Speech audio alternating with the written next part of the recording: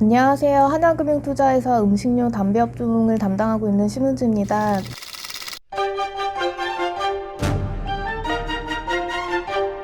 오늘은 저희 하반기 업황 어떻게 보는지, 그리고 어떤 종목 지금 또 투자 우선순위로 두고 있는지에 대해서 말씀드리도록 하겠습니다.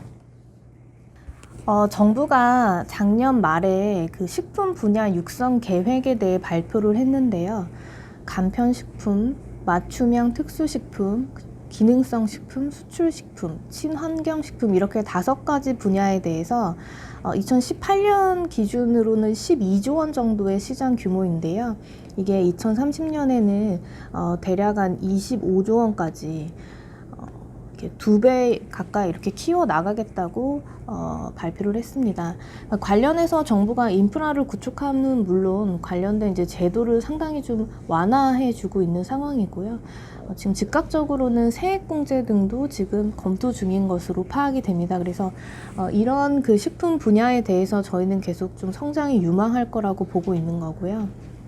상장사 기준으로 보실 때는 간편식품, 수출식품, 그리고 기능성 식품 이렇게 관련된 업체들이 좀 수혜를 입을 수 있을 것 같습니다. 왜냐하면 친환경 식품이라던가 맞춤형 특수식품 같은 경우에는 아직 좀 시장 규모가 작기 때문에요. 관련돼서 좀 수혜주를 찾기는 쉽지가 않은 상황이에요. 그래서 이렇게 3개의 컨셉을 잡으셔서 좀 압축적으로 투자를 하실 것을 저희는 추천을 드립니다. 일단 간편식품부터 말씀을 드리겠습니다. HMR 관련해서는 사실 저희가 워낙 말씀을 많이 드렸는데 올해 이제 코로나19 기인해서 한 번 더 시장이 레벨업 될 거라고 저희는 판단하고 있고요. 그래서 관련 업체들 여전히 좋게 보고 있습니다. 일본 사례를 보시더라도 사실은 이거는 코로나에 의한 단기적인 어떤 변화보다는 일본의 이제 경기가 좀 침체되면서 외식보다는 좀 내식, 그리고 1인 가구가 증가하고 이제 직장의 여성의 직장 생활이 이 비중이 높아지면서 점점 이제 내식에 대한 비중이 좀 높아졌는데, 일본이 지금 현재 한 3, 4% 정도 됩니다. 내식 비중이. 근데 우리나라 같은 경우에는 53% 정도 되기 때문에 결국에는 이제 어떤 인구의 흐름, 어떤 사회적인 흐름을 보시더라도 한국의 내식 비중은 좀 더 커져갈 걸로 저희가 판단을 하고 있거든요. 가공식품업체 중에서 대장주가 CJ제일제당이기 때문에 저희는 뭐 상반기에도 CJ제일제당 좋게 봤지만 하반기에도 계속 실적이 좋을 것 같아요. 그래서 CJ제일제당 여전히 좋게 보고 있는 상황입니다. 올해 제일제당 같은 경우에는 HMR 매출액이 뭐 1조를 아마 돌파할 것 같습니다. 그래서 상당히 좀 성장이 좋은 상황이고요. 그리고 이제 관련 업체들 대상이라던가 그다음에 동원 F&B 같은 업체들도 지금 수요가 워낙 좋기 때문에 제일제당처럼 실적이 상당히 좀 좋은 상황이고요. 상반기에는 사실은 동원 F&B 대비해서 대상의 실적 개선이 컸어요. 그래서 이제 대상이 좀 더 주목을 많이 받았는데, 하반기 갈수록은 이제 동원 F&B도 좀 주가 레벨이 워낙 낮고, 그리고 관련된 뭐 업가라던가 이런 원가 절감액 같은 경우에도 저희가 연초에 전망했던 거 비해서는 좀 절감되는 추세로 가고 있기 때문에 함께 좀 주목을 받을 수 있을 걸로 판단을 하고 있습니다. 두 번째는 이제 수출 업체들인데요. 수출은 상당히 좋습니다. 우리나라 가공식품 수출액을 한 10년 정도 트렌드를 보시면 2013년에서 16년 사이에는 3% 정도 증가를 했었는데요. 연평균. 이것이 이제 16년, 19년에는 연평균 한 5% 정도 증가를 하게 됩니다. 아시다시피 2017년도에 사드 이슈가 있었기 때문에 요거를 감안하시더라도 5% 정도까지 올라간 거는 상당히 의미가 있다고 보고 있고요. 올해 들어서는 이게 한 12%에서 13%까지도 지금 전년 동기 대비 증가하고 있는 상황이기 때문에 수출이 상당히 좋습니다. 그래서 이 수출도 사실은 코로나19 때문에 반짝 좋은 거 아니냐라고 반문을 하시는 분들이 많으신데, 제가 작년에도 전망 자료를 썼었어요. 지금 특히나 수출이 좋은 쪽이 어디냐면, 과거에는 중국 쪽이 좋았는데 최근에는 이 미국이 좋다는 거죠. 지금 미국에 진출돼 있는 식품업계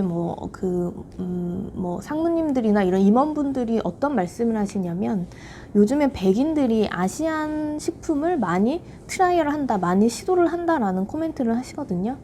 이게 결국에는 미국 내에서 아시아인들의 소득 수준이 과거비해서 많이 올라가면서 이들에 대한 좀 인식에 대한 변화가 분명히 있습니다. 그래서 이런 것들은 사실 작년부터 뭐 미국의 뭐 월스트리트 저널이라던가 이런 쪽에서 보시면 칼럼들이 굉장히 많아요. 아시아인에 대한 어떤 인식 변화에 대해서 다들 주목을 하고 있는 상황이고, 그러다 보니 당연히 이 아시아인들이 뭐 먹는지, 뭘 듣는지, 뭘 입는지 이런 것들에 대한 좀 문화에 대한 관심이 확실히 좀 증가하고 있는 모습이 좀 느껴지거든요. 그래서 이 미국 쪽 수출이 커가는 거에 대해서는 사실 저는 단편적인 스토리로 생각하지는 않고요. 좀 중장기적으로 보시더라도 충분히 좀 유효한 스토리로 보고 있습니다. 그래서 중국뿐 아니라 미국으로도 좀 수출 비중이 높은 업체들 계속 보자는 말씀을 드리고요. 중국뿐 아니라 미국 쪽에도 수출하고 있는 업체들 계속 좀 좋게 보고 있는 상황입니다. 여기에도 또 CJ 제일제당이 포함이 됩니다. 그 제일제당 비비고만도 아마 다 드셔보셨을 텐데 지금 국내 매출비해서는 해외 매출이 더 많아요. 이 만두 같은 경우에는. 그리고 비단 비비고 만두를 차치하더라도 제일제당이 지금 해외 매출 그로스가 뭐 한 30-40%씩 나오고 있는 상황이기 때문에 상당히 좀 해외 모멘텀이 부각되는 업체 중에 하나고요. 저희가 또 다른 주목하고 있는 업체는 농심입니다. 농심 저희가 상반기에도 계속 탑픽으로 말씀드렸지만 하반기에도 상당히 흐름 좋을 걸로 예상하고 있고요. 농심의 해외 법인이 두 곳이 있는데요. 미국이 하나 있고 중국이 하나 있는데 지금 해외 법인들 같은 경우에는 역사상 사상 최대 실적을 시현 중입니다. 어떤 말씀을 하시냐면 없어서 못 판다 이런 말씀을 하실 정도로 지금 상황이 좋고요. 그리고 국내에서 해외로 수출하는 이 수출액도 상당히 좋습니다. 1분기에 수출액이 26% 정도 증가를 했고요. 전년 동월비. 4월 넘어가면서 지금 한 5월 중순까지는 40% 이상 지금 증가한 것으로 저희가 파악이 되고 있거든요. 그래서 이 수출액도 워낙 좋다 보니까 국내 공장 같은 경우에는 가동률이 올라가는 가동률 상승 효과가 있고 거기에 따라서 이익이 굉장히 좋아지는 그런 그림이 보여지고 있습니다. 그래서 농심도 계속 저희는 좀 주목할 만한 업체로서 말씀을 드리고 있고요. 세 번째 마지막으로는 이제 건기식 업체들에 대한 얘기를 드리겠습니다. 저희가 한 달 정도 된 것 같아요. 저희랑 코벤이랑 함께 이제 콜라보 자료로 그 건기식 자료를 냈었고요. 그 이후에 뭐 다행스럽게도 좀 주가 흐름이 좀 좋은 상황인데 관련돼서 좀 압축해서 좀 말씀을 드리겠습니다. 국내 건기기능 식품 시장 같은 경우에는 약 규모를 4.6조 원 정도 저희가 추정을 하고 있고요. 건기식 협회에서 이제 전망하는 거는 향후에도 이렇게 좀 성장성이 좀 좋을 걸로 전망을 하고 있습니다. 그 이유는 뭐 여러 가지가 있겠습니다만 일단 예전에는 홍삼만 드시다가 요즘에는 뭐 밀크시슬도 드시고 뭐 여러 가지 드시죠. 뭐 간에 좋은 뭐 위장에 좋은 뭐 이런 것들, 그다음에 뭐 콜라겐까지도 많이 드시기 때문에 이렇게 셀프 메디케이션이 점차 확대되는 흐름에 있습니다. 그리고 정부가 아까 서두에 말씀드렸던 대로 기능성 업체, 이 건기식 업체에 대해서는 특히나 좀 규제가 빠르게 완화되고 있거든요. 그러면서 상당히 좀 수혜를 많이 받고 있고요. 우리나라가 인당 건기식에 소비하는 소비액이 연간으로 50불 정도 되고요. 일본이 100불 정도 되고 미국이 한 150불 정도 됩니다.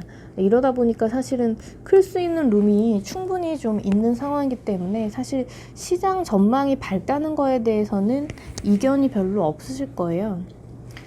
그래서 지금 상장사, 그 건기 업체들의 상장사 기준으로 보셨을 때 그 순이익도 꾸준히 견조하게 증가를 하고 있습니다. 지난 3년 동안 한 15% 정도 연평균 순이익이 좀 증가를 했는데요. 그럼에도 불구하고 아쉽게도 사실은 시가총액이 제자리 걸음이에요. 재평가를 받지 못하고 있다는 건데요. 그 이유를 저희가 좀 살펴보면 2015년에 그 기억하실까요? 백수 사태가 있었습니다. 그래서 그 이후에 사실은 그 여의도 펀드 매니저들이 이제 건기식 업체를 트레이딩을 잘 안 했죠. 그리고 그렇게 좀 묻혀가다가 작년부터 소위 말해서 메가 브랜드가 탄생을 했습니다. 종근당의 락토핏이라던가 뉴트리 에버콜라겐 이런 이제 한 1,000억 원대 이상 되는 메가 브랜드들이 탄생을 하면서 그런 업체들의 이제 이 레버리지 효과가 본격화가 됐고요.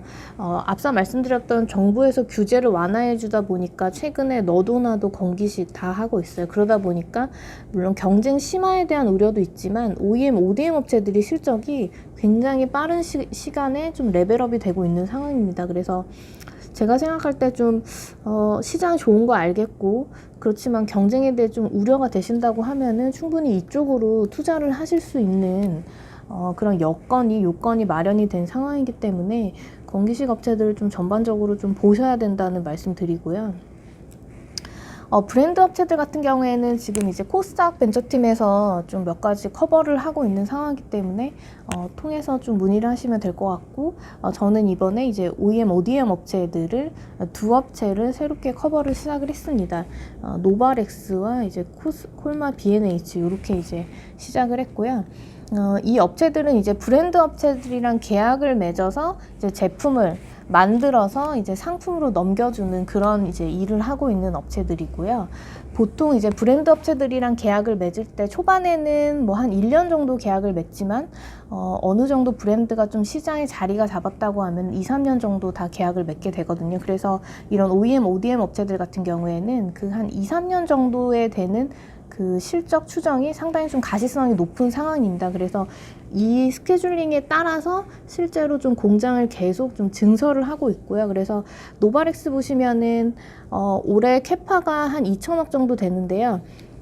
내년 5월에 이제 신공장이 완공이 되게 되면은 내년 5월부터는 캐파가 이제 4천억 원으로 올라가게 됩니다. 그리고 이 신공장이 생기면 좀 좋은 게 뭐냐면 그 감가상각비가 늘어나게 되잖아요. 공장을 지으니까. 그래서 이제 고정비에 대한 부담이 분명히 있는데 이거 비해서 인건비가 많이 주는 거예요. 자동화 시설로 다 이제 교체를 하다 보니.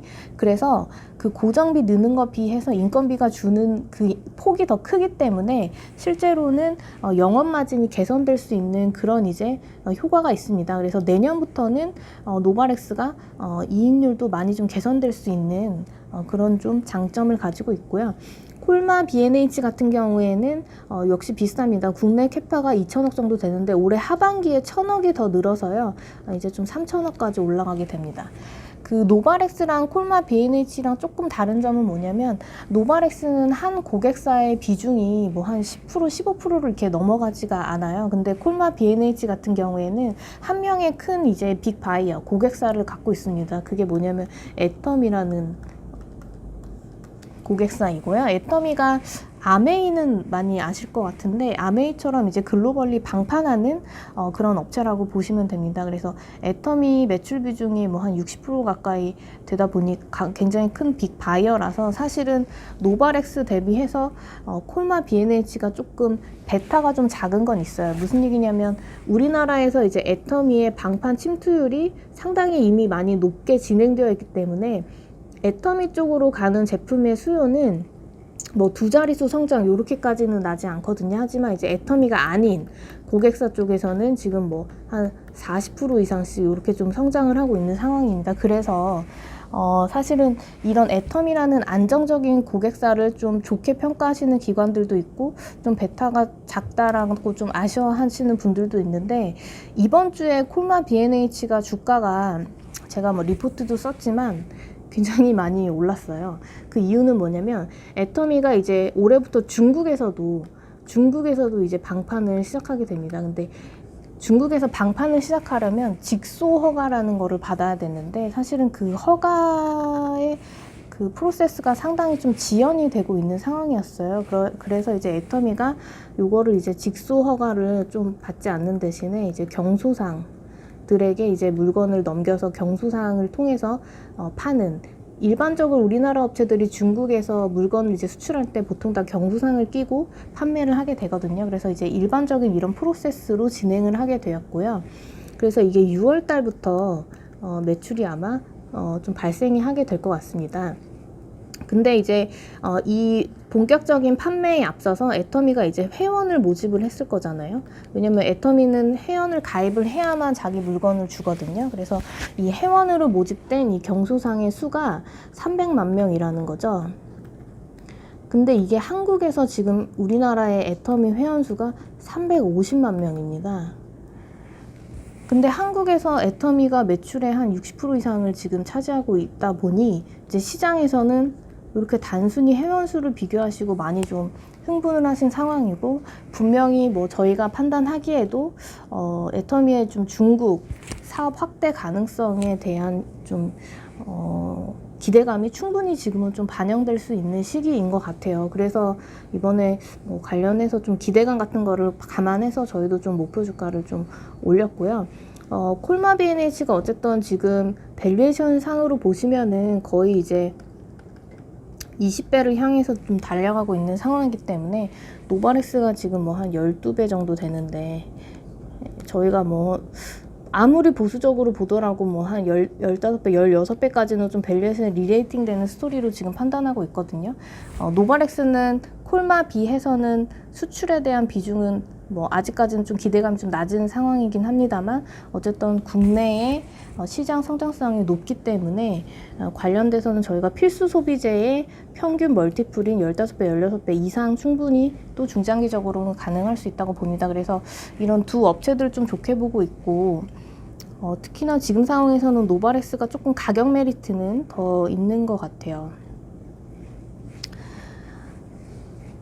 그래서 이렇게 세 가지 정도의 컨셉으로 좀 투자하시는 거를 말씀드리고, 실질적으로 저희가 실적 전망을 하반기에 하더라도 이런 그 세 가지 컨셉에 해당되는 업체들이 실적을 많이 개선을 할 걸로 그렇게 전망을 하고 있습니다. 그리고 특이사항이 하나 있는 거는 이렇게 3분기, 4분기 되면서부터 KTNG의 이제 영업이익 증가액이 플러스로 상당히 세게 올라오게 되거든요. 그래서 KTNG는 사실 2분기까지는 실적 측면에서 그렇게 재미는 없지만 하반기 갈수록 실적은 상당히 좀 좋아지는 국면이고요. 아마도 지금 그 증선이 관련된 조사도 뭐 한 3분기 중으로는 좀 마무리되지 않을까, 결과가 나오지 않을까 좀 조심스럽게 예측을 하고 있기 때문에 좀 연말 갈수록 KTNG도 좀 주가의 흐름이 견조할 걸로 판단을 하고 있습니다. 그래서 저희가 좀 마지막으로 좀 좋게 보는 종목들을 다시 한번 좀 정리를 해드리면요.